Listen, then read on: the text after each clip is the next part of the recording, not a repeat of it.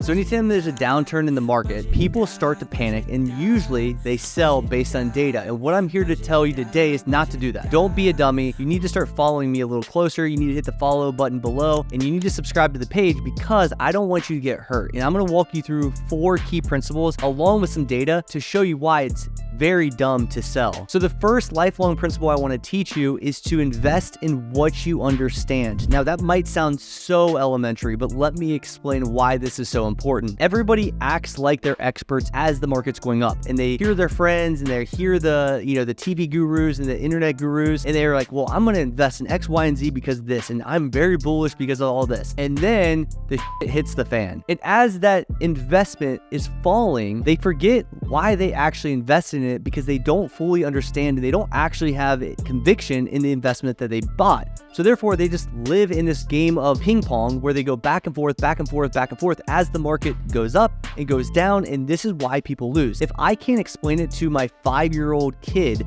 I should not be holding that investment. They should fundamentally understand, my kid that is, understand what that investment is and why I'm holding it in particular and why I'm bullish on it past a decade plus. Number 2 is buy and hold low-cost index funds. Now, this is just backed with data, and I can share so many statistics with why this is important, but number 1, and the most important statistics of it all, is over a 20-year period. Almost any period you look at, 95% of active investors lose to the market, which is essentially being passive, which is essentially meaning I'm in an index fund or ETF and I'm just casually, strolling along and pacing the market. 95%, you have better odds at a casino on the blackjack table than to be an active investor, which is why I promote index funds and ETFs. And no, I don't have recommendations or advice here. I'm just saying, generally speaking, it makes a lot of sense. Number 3 is dollar cost average. I don't want to time the market. I'm going to share some data with you as to why, but I want to basically take the same dollar amount every periodic pay period, and I want to go ahead and put that dollar amount into the same investment every single time. So what do I mean by that?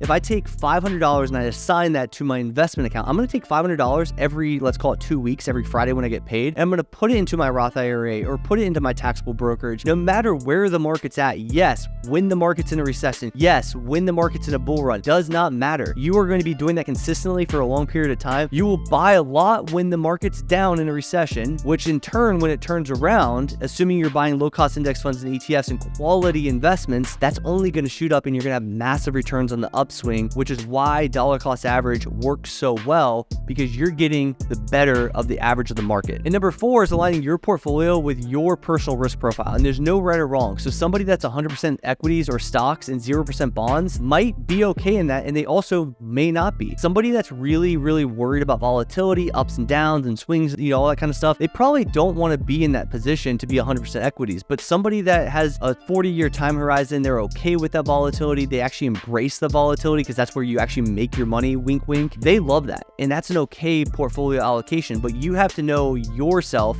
and align your portfolio with your risk profile. And so unfortunately, what usually happens, and this goes for every single time period in history, and people would seem to forget what history kind of tells them. .com era, the 2008 housing crash, COVID, people get really bullish right before the big drop and they overinvest and they get really silly and they do silly crypto plays and they do silly AI plays and they get all fancy with this fundamental strategy that they once had, and now it changes. And then the shoe drops and they're in big trouble. And then on the reverse end, when they should be bullish, they decide at the bottom to get really bearish and to be really scared to invest their money, when in fact, buying on a discount, if you're dollar cost averaging, gonna bode very well for you. But people tend to do exactly the opposite of what they should, because this is why a lot of people don't see success in the market, is because it goes against your human nature. When things are going good, you need to have some caution. When things are going really bad, you need to be really bullish. And that's not what human nature tells us to do. And that's why people suck at investing. And if you don't believe me, the average investor over the last 20 years returned 3.5%, opposed to the index that did about 9.7%. So if you were investing $2,500 and you did that for 30 periods with those particular returns, average investor versus average market, your difference would be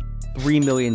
So when I say you have to understand these fundamentals, because this actually equals big dollars, I mean it. And so when you invest $2,500 for 30 years at the historical market returns, you're getting around 4.5 million. But if you're the average investor over the last 20 years, unfortunately, you end up with 1.5 million. So you're going to be $3 million short of where you should have been if you just followed the fundamentals. So back to aligning your portfolio with your risk profile as well. Most times people have a lot of anxiety around ups and downs in the market because they don't fully understand the market, and so therefore they lack education, which drives fear. When you lack education, you're scared of it because it's the unknown, and therefore what happens is they panic sell. So you might be tempted to panic sell during a downturn, but let me assure you why that's an awful decision. Number one is that market downturns are expected to happen, and number two is if you hold good quality investments, the low cost index funds, the ETFs we talk about, on the upswing, you're going to have a favorable return. And therefore, as long as you don't sell at the bottom, which most people do, like I said, because it goes against human nature, you aren't locking in anything. So if I don't sell, I don't actually have a capital loss on the books. If I decide to sell and actually press the button to sell that investment, then I actually register the loss and taxes are accounted for at that point in time. But if I just hold the investment and the investment value drops temporarily just to have an upswing, and I'm dollar cost averaging on the way down and I'm buying on the way down, I'm buying at a discount, holding my current investments, and on the upswing, that's when the beautiful return comes. But a lot of people lock that loss in, and that's the key. Do not press sell. And if you think that you can actually time the market, let me share these statistics that are going to blow your mind and also tell you why you can't. No matter what you think, you aren't that tough. So before I get to that data, the average duration of a bear market is only 1 year, opposed to the average duration of a bull market, which is 4x or 4 years. So typically we're in a bull market, and the whole time people are telling us bad times are coming, bad times are coming. But most of the time that bull market lasts a lot longer than the bear market, but it also feels a lot more painful during that bear market, which is why people start to get all weird during this time. So when you're actually in a real bear market, people start to feel like it takes forever. No matter if it's just 1 year opposed to 4 years with the bull market, it's similar to if you're sitting in traffic, even if it's 10 minutes, it feels like forever. Same concept, but if you're driving 10 minutes on the expressway straight, you don't even realize that, and that time just goes by. It's a very similar experience for a lot of investors. And this is pretty crazy as well. The average loss during the bear market is 30%, whereas the average return on the bull market is 116%. That's a huge outweighing of the market. Not to mention, historically speaking, 76% of the years in the market were actually green. Just because they have volatility doesn't mean they don't end up green. Oftentimes it happens. As I'm recording this, we're up 20% year to date, and all it's been is chaos all year. And the longest bear market ever was 2.5 years. So if you can withstand 2.5 years and your portfolio is not overweighted in the wrong securities, then you're gonna be totally fine during this bear market that happens, because it will happen. It's just a matter of time. And as you can see on the screen, this is exactly why you don't time the market. Number one is if you invested $20,000 from 1979 to 2022 and you stayed the course, you dollar cost average, you invest in low cost index funds and ETFs, essentially you did everything I just told you to do, you would have an 11.59% return. You stayed the course, you'd have about $2.2 million. Now this is where people do not understand percentages versus returns. So as you can see, if you miss the 5 best days, just the 5 best days, and you have a 10.34% return, which doesn't seem like a huge difference, your return is an $800,000 difference, going from 2.1, 2.2-ish to $1.3 million. That is a silly mistake to make. You're not guessing the 5 best days in a 43-year period. It's just impossible. So if you actually think you can do that, you're actually insane. And then as you can see, as you get down further and further, missing the 10 best days drops to 943,000, missing the 20 best days, and so on and so forth, to the point where 60 best days within a 43-year period, which is not that much in the grand scheme of things, takes your return of 20,000 to 103,000, and you're missing out on almost $2 million of gains. Trying to time the market is stupid. You're stupid if you try that. I don't care if that's offending you. I'm trying to help you. And not to mention, 8 of the 10 worst performing days happen within 1 week of the 10 best performing days. You're not going to guess the right time, give up on it, and move on to the next statistic, which is of the last 40 years, the best 10 days out of more than 10,000 days, do the math on that one, the odds of getting those right are literally impossible, accounted for almost 2/3, 67% of the stock market return for the entire period. You're not going to guess, and that's okay. You don't need to know to be rich. And that's the thing.